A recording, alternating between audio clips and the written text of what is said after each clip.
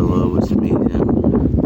I know I was going to film every day. I haven't filmed the last few days, but don't worry, because I'm outside here, and today I'm going to show you how to make your own Holy Spirit of Holiness that I've got here. So, if you ever want to go outside and fight a dragon, let me tell you how you can make your own Holy Spirit of Holiness.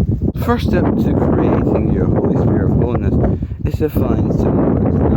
Any of these are appropriate. So let's just take this random one here.